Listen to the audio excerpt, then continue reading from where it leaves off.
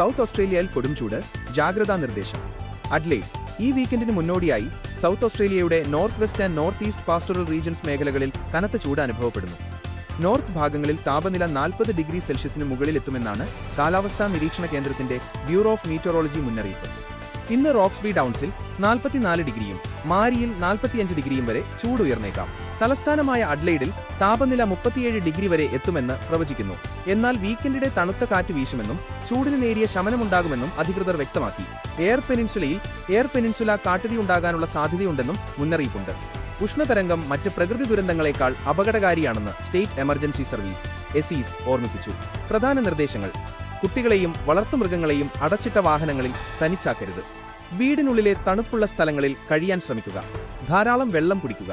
Air conditioner സൗകര്യമില്ലാത്തവർ shopping സെന്ററുകളിലോ മറ്റ് തണുപ്പുള്ള സ്ഥലങ്ങളിലോ സമയം ചെലവഴിക്കുക.